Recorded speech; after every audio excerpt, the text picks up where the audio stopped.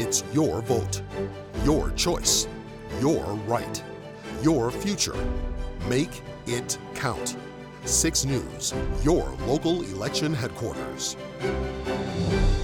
6 News is your local election headquarters, and joining me now is State Senator and Republican candidate for Congress, Tom Baer. Representative Alyssa Slock. And joining me now is Democratic candidate for Congress, Bart Goldberg. Republican congressman and candidate for the new 5th Congressional District, Tim Walberg. Joining me now is Secretary of State Jocelyn Benson. We're joined here with Christina Caramo, Republican candidate for Secretary of State. Republican candidate for Michigan Attorney General Matt DePerno. Democrat and incumbent Attorney General Dana Nessel. Thank you so much for joining us today. Joining me now is Republican candidate for Governor Tudor Dixon. Joining me now is the Governor of Michigan, Gretchen Whitmer. She is running for re-election.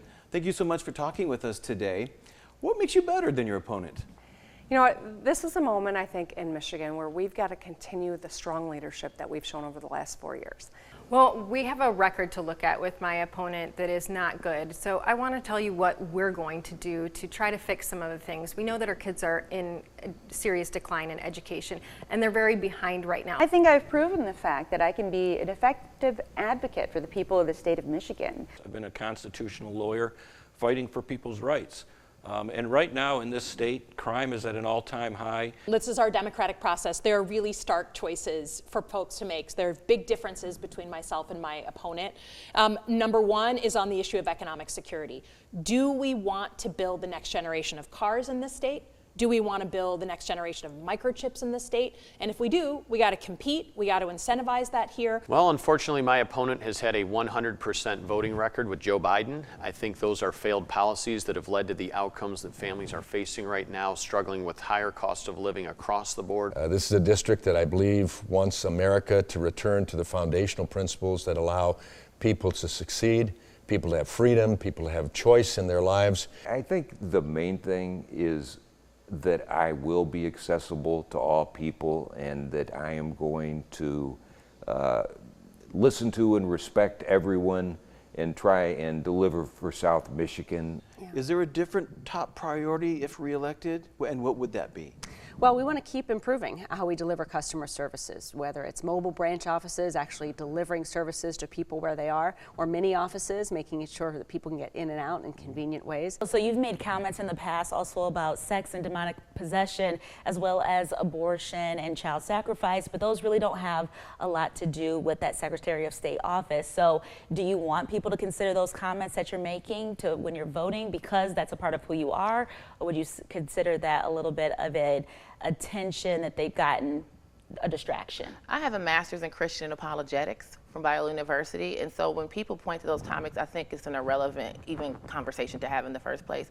The thing about it is we as Americans have people of all different religious beliefs. To try to attack me for my Christian faith and to attack me for what I believe as a Christian really shows the anti-Christian bigotry that exists in our nation. And when we even discuss those things, what does it have to do with the Secretary of State's office? Nothing. Michiganders have shown remarkable grit and resilience through everything the past few years have thrown our way. We have the opportunity to turn the page on Whitmer's disastrous 4 years of broken promises. But to do that, I need your vote. I first ran for office in 2018 after feeling frustrated that our state government wasn't effectively serving families like mine or like yours. Dana Nessel has taken us down the wrong road. It's time for a new direction. Our voting rights are inextricably linked to our freedom, ballot access, ballot security, and stopping illegal ballots from being cast are necessary components of our voting rights. As your Secretary of State, I will protect every vote and every voice in Michigan and continue delivering real results. Getting money out of politics has been a huge focus for me.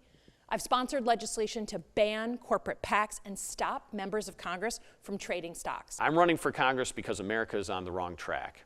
I want to restore confidence in our government by focusing on the issues that matter to each of us in our daily lives. What's it mean to be moderate? I believe that the extremes on both sides need to be put in a long time out. As your congressman, I remain committed to this important work.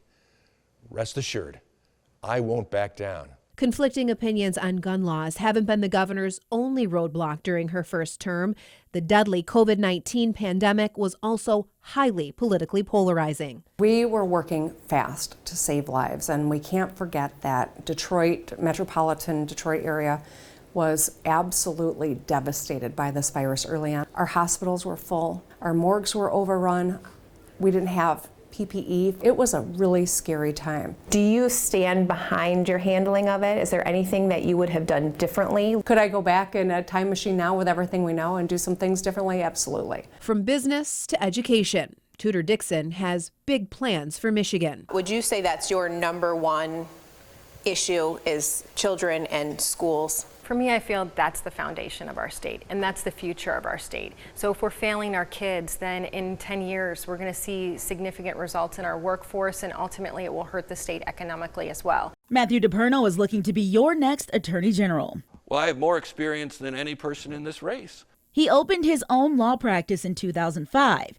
and he says he has been defending America's constitutional civil liberties for 27 years across the state and in federal court. I'm a guy who's got a ton of experience in this area. Attorney General Dana Nessel is hoping for re-election. I think I've been an incredibly effective Attorney General when it comes to protecting the public. She says this includes the investigations into clergy abuse in the Boy Scouts of America, protecting people against price gouging, as well as taking sexual offenders off the streets. Children and women in our state know that they have an effective advocate for them and someone who's going to protect them and their families. Michigan's current Secretary of State Jocelyn Benson is seeking a second term. I believe in making government work better for everyone, and that's what we've delivered in real results over the last 4 years. Secretary Benson, a Democrat, says she's proud of what her team's accomplished so far. This includes the elimination of hour-long wait times at branch offices. We've dramatically improved how we serve every resident in the state to ensure you can get in and out of branches in an average of 20 minutes. Christina Caramo is set to challenge current Secretary of State Jocelyn Benson. The Republican candidate comes from a background in education. She serves as a professor at Wayne County Community College, where she teaches public speaking and college orientation. As a college instructor, that's what we do. We problem solve. Tom Barrett has a resume that includes more than 20 years in the military and as an elected official serving Michiganders since 2007. But his new goal is to take a local voice to Washington, D.C. We need to put the country back on the right track, and that's why I'm running for Congress. Representative Alyssa Slotkin is looking for re-election, but to represent a brand new district. I definitely want to be the new representative for the 7th district. That's my dream, my desire, my goal. Bart Goldberg moved to New Buffalo, Michigan to retire and settle down after running his law firm in Chicago for many years. But after January 6th, Goldberg said he wasn't comfortable living with an incumbent that has what he calls radical political stances. He had voted to reject the election results on January 6th, and I just found that so troubling. Having served on the Michigan House of Representatives for 16 years, Wahlberg has much more political experience than his rival, Bart Goldberg. Key issue that keeps me coming back is the fact that people like me. They have approved of my representation. When it comes to the race for governor, secretary of state, and attorney general, the results of a new poll on who voters prefer are in. Shamir Owens is here for you now with a full breakdown. Shamir?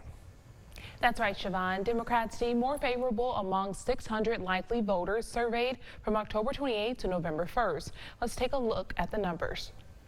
Okay, so on the ballot this election, 42% of voters say they want Republican Matt DePerno to be Attorney General, while 48% say they want Democratic incumbent Dana Nessel, and 7% say they can't decide. Up next, when it comes to Secretary of State, 40% say they'd vote for Republican candidate Christina Caramo, while Benson has an 11-point lead with 51% with likely voters in her corner. 6% are undecided. Lastly, the race for the governor's office, Republican Tudor Dixon has 43% of likely voter support, while current Governor Gretchen Whitmer has 11 points over Dixon with 54% of support. On November 8th, Michigan voters will decide whether to amend the state constitution to change the term limits law and require financial disclosure. Lawmakers and statewide officials will be required to submit disclosure reports when it comes to their income, assets, liabilities, future employment agreements, and gifts from lobbyists, among other things. A yes vote would limit a lawmaker's tenure to 12 years in the state legislature and require financial disclosure rules for lawmakers and state executive leaders such as the governor, secretary of state, and attorney general. Voting no would keep current term limits in the state, lawmakers serving up to 6 years in the House and 8 years in the Senate, a total of 14 years. And legislators and state executive leaders would not have to disclose their finances. Proposal 2 involves voting rights. If passed, it would amend the state constitution to add provisions. One of those provisions would be to allow voters to sign an affidavit as an alternative to the existing photo ID requirement. As you'd imagine, the topic is divisive. Officials with the group Secure My Vote are opposed. With so many people questioning our results from both sides of the aisle, we shouldn't make it even more possible for more questions to be asked. This puts it into our constitution, our state constitution, that you'll never have to show an ID to vote ever again. It's wrong because 80% of Michiganders support requiring an ID to vote with no exceptions. And this does the exact opposite. On June 24th, the Supreme Court overturned Roe v. Wade, the landmark ruling granting a right to an abortion. It's something advocates have wanted for a while. The Roe versus Wade thing has been an ongoing battle for right to life of Michigan and pro-lifers around the country since 1973. While others are looking to do something about it. A group called Reproductive Freedom for All says its goal is to give women the freedom to choose. They gathered more than 750,000 signatures, which put Proposal 3 on the ballot for everyone to decide. Proposal 3 is a citizens-led initiative that would basically and in essence restore the rights that we've had under Roe v. Wade. Despite how many signatures it received, opponents say the initiative took advantage of the Roe v. Wade ruling and wasn't completely clear when gathering signatures.